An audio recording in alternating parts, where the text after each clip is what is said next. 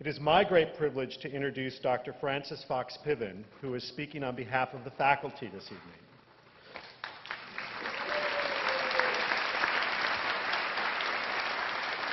Dr. Fox Piven is a faculty member of the Master of Arts in Labor Studies, a distinguished professor at the CUNY Graduate Center, a renowned scholar and activist.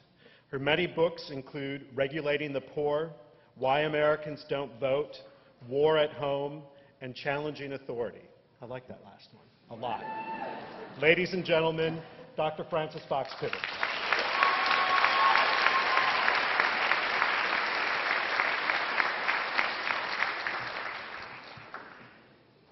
It is a great honor to be asked to speak for the faculty of SPS and to add our voices, the faculty voices, to the congratulations you've already heard so many times, both to the graduates themselves and to those patient, enduring, and loving families, partners, children, grandparents, who are also here. Another round of applause for all of you.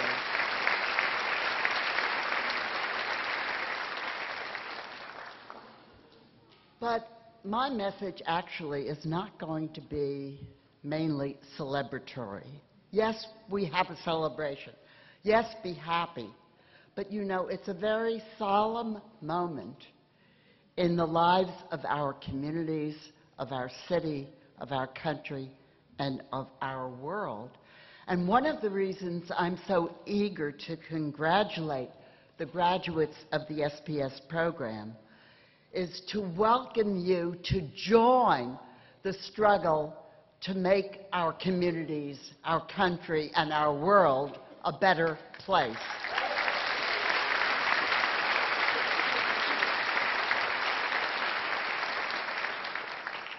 We need you, and I'm so glad you're so talented and that you have all these specialties in labor studies, in business, in disability studies, in theater, in culture, and so on, because we need all of you, all of those talents, because at this moment in history, our problems are huge.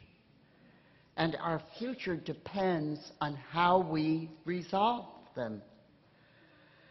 You know, those of us who came before you haven't done a very good job. We may have tried, but in fact we have not succeeded in protecting and improving democratic institutions in the United States.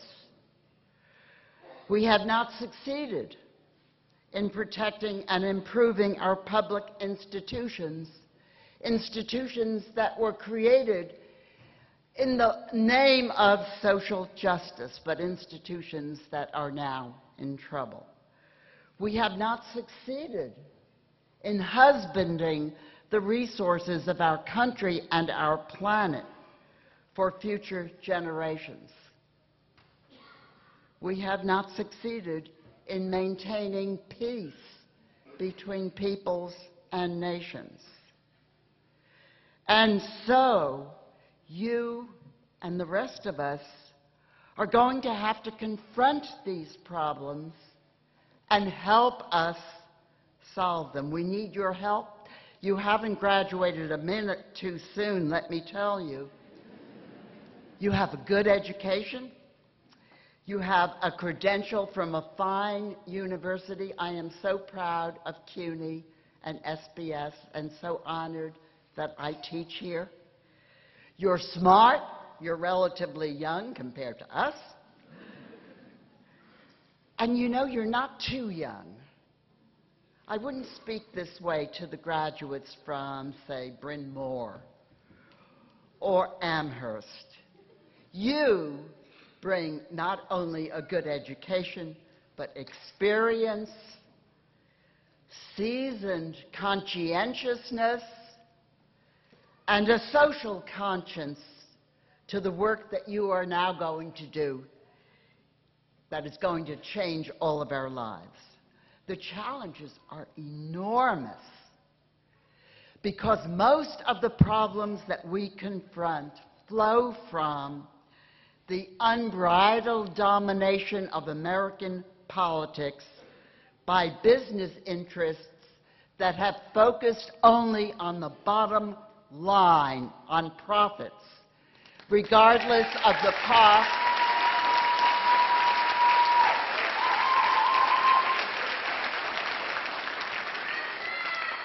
heedless of the costs, not only to the rest of us, but to their own communities and their own country.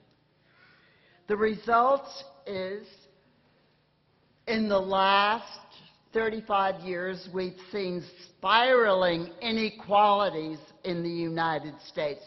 You know, in the middle decades of the 20th century, we made great progress in our country, progress in reducing inequality, in lifting up the standard of living of people at the bottom. Wages rose, workers unionized, and the unions helped them gain dignity in their relations with employers.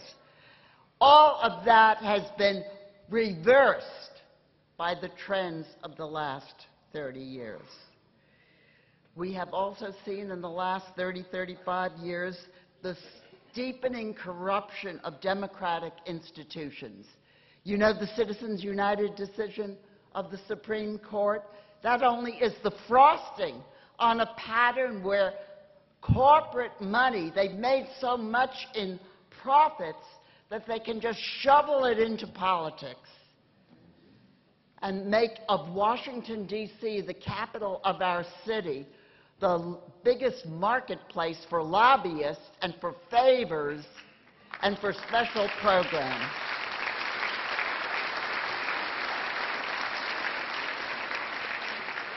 The result is that our public institutions in the United States are at risk.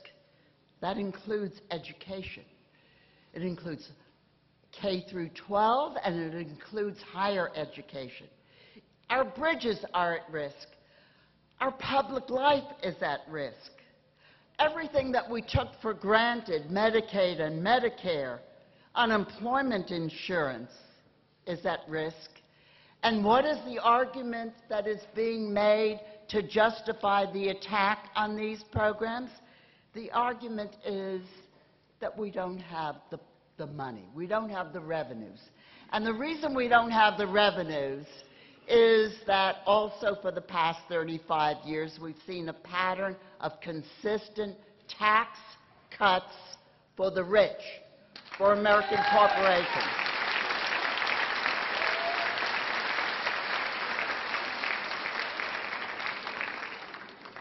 Business interests created a manufactured austerity which is starving our public life and creating desperate fights over public budgets now in state capitals throughout the country.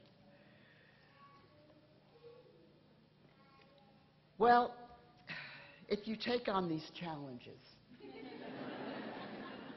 and you should, you're not going to be martyrs. You're not going to suffer. It's going to be a great fight and a great life. And you know what? American public opinion is on our side. You can't tell that very easily because we learn about public opinion from the politicians and the mass media, from the propaganda that business money creates. But Americans believe in public institutions. They believe in education. They believe in Medicaid and Medicare. They like unions. And they also think that our country has become much too unequal. Given the chance, they'll come out on the streets as they did in Wisconsin, as they did in Indiana, in Michigan, in Ohio. And we all together have to help them have that opportunity to recapture our democracy. It is a pivotal moment. Everything hangs on what we do. We could have a very dark future, or we can continue to work for the ideals of the Great Society, the ideals of the New Deal. And to do that, we need you. We need your voices, your intelligence, your training. So yes, I congratulate you. But more important, our communities, our nation, our world needs your talent, your sense of social justice, your capacity for leadership. So welcome to the fight.